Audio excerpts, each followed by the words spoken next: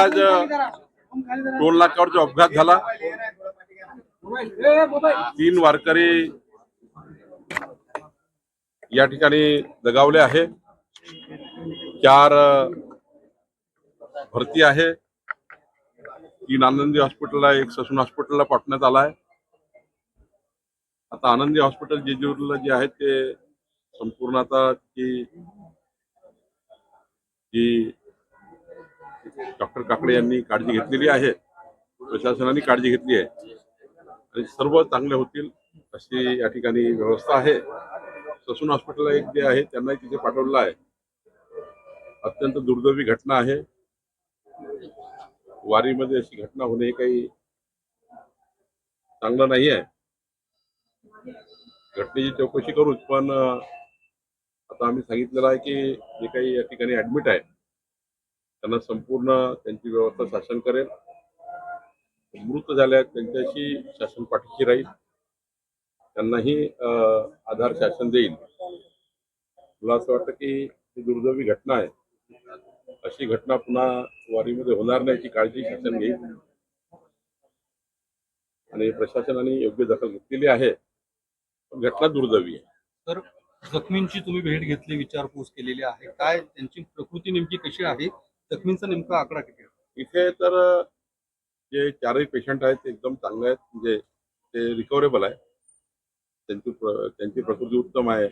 एक आमची बहीण होती, तिला तर बीपी एकदम डाऊन झाला होता, पण तिला डॉक्टरनी सांभाळलेलं आहे. इथली आता सर्व पेशंट हे अंडर कंट्रोल आहे, म्हणजे सुरक्षित आहे. ससूनला जे गेले आहेत ते चेक करावं लागेल तिथे काय परिस्थिती आहे. पालखी सोहळा 2 जिल्ह्यातून अजून पार होणार आहे, काही सूचनावर दिल्या? प्रशासनाला पूर्ण सूचना आधी होत्या कशी वारीमध्ये मॉनिटर करायचं. आमच्या प्रशासनाच्या जेवढ्या विंग्स आहेत, पोलीस, महसूल आणि सारेच डिपार्टमेंट आहे, ते सर्व या व्यवस्थेमध्ये असतात. पण अशी घटना जी न कळत त्या ठिकाणी होऊन गेलेली आहे आणि त्यामुळं या घटनेचा आम्ही गांभीर्य घेतलं आहे.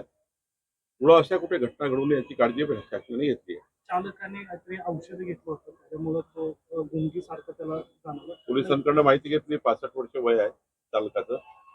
त्यांनी काहीतरी सर्दी खोकल्याच्या गोळ्या घेतल्या. त्यांनी सुस्ती आली. सुस्तीमध्ये त्यांनी या ठिकाणी असा आउट दिशेने जाऊन, ज्या दिशेने ट्रक जाता येत नाही किंवा दिंडीला लावू नये त्या दिशेने जाऊन ही घटना घडलेली आहे, असं या ठिकाणी पोलिसांचा प्राथमिक रिपोर्ट आहे. चौकशी होईल. पण आज महत्वाचं काय, हे जे मृत झालेले आहेत त्यांच्या पाठीशी सरकार खंबीरपणे उभं राहायला पाहिजे. जखमींना पूर्ण व्यवस्था उभे केल्या पाहिजे, आम्ही करतोय. तिसरी महत्वाची बाब आहे की पूर्ण यानंतर ही अशी घटना होण्याची काळजी घेतली पाहिजे. ती काळजी आम्ही घेतोय. जे मृत्युमुखी पडले त्यांच्या कुटुंबियांना काय म्हणतात? शासनाचे जे नियम आहे, ते काही 4 लाख रुपये सरकारचे प्रत्येक मृताला मिळतात, त्याच्यापेक्षा मी काही जास्त मदत करतात ती करू. पण निश्चितपणे आज शासनाची पूर्ण त्याच्या मृत परिवाराच्या पाठीशी सरकार राहील. एखाद्या वेळी त्या परिवाराच्या सर्व घटक कोणत्या परिवारात असतील त्यांना आम्ही बोलवून घेऊ किंवा त्यांच्याकडे तिथे पालकमंत्री जातील किंवा तिथे आमदार जातील, तिथले आमचे तहसीलदार, जिल्हाधिकारी जातील, तिथे व्यवस्था करतील. सांगलीचे जिल्हाधिकारी, प्रांतांत तिथले जे काही आमचं टीम आहे जाईल. आमचे तिथले आमदार, खासदार जातील किंवा मंत्री जातील, लोकप्रतिनिधी जातील. सोबत प्रशासनही जाईल आणि प्रशासन योग्य ती मदत करेल. माझं मुख्यमंत्री महोदयाची चर्चा झाली आहे. मुख्यमंत्री महोदयांनी तसे आदेश दिलेले आहेत. पण दुर्दैव आहे अशी घटना घडली. कोणत्या भागात? सांगलीमधले आहे, काही नांदेडमधले आहेत, वेगवेगळ्या ठिकाणचे आहेत. मी देखील माऊलींच्या पालखीचं दर्शन घेतलेलं आहे, काय नेमकं साकडे घातले?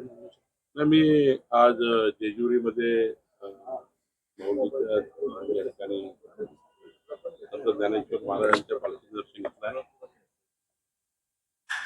या ठिकाणी दर्शन घेऊन वारकरी येत आहे.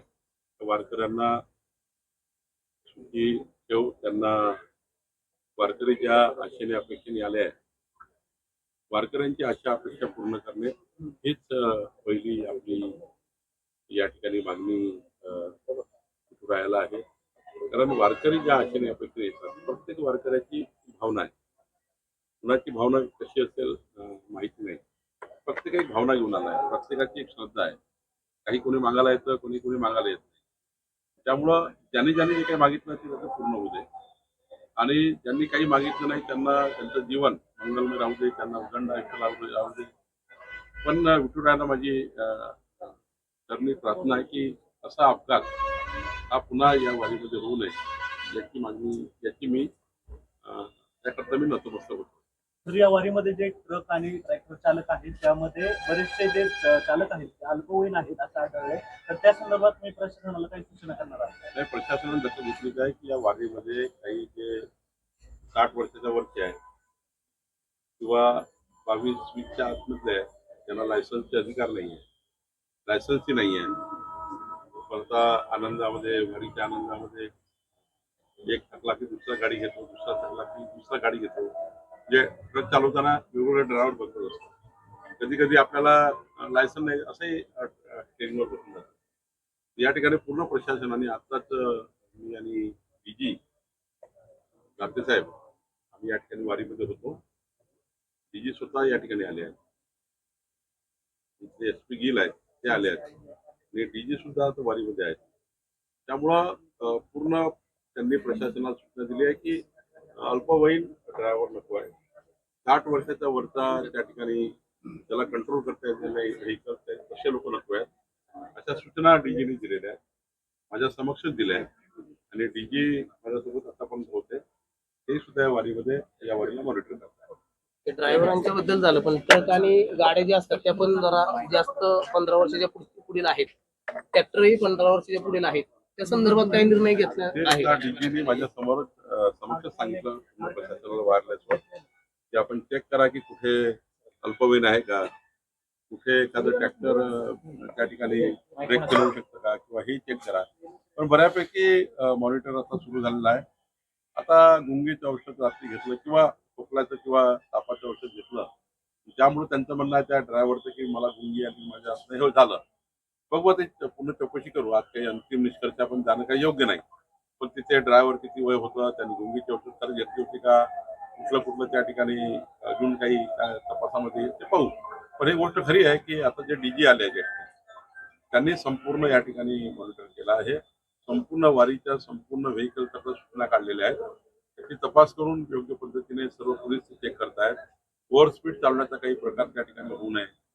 थोडी गॅप भेटली का न स्पीडनी चालवणे आणि गॅपला आपण कसं पुढे जाईल चढाओढ होऊ नये वारीमध्ये ही सुद्धा काळजी घेणं महत्त्वाचं आहे. थँक्यू.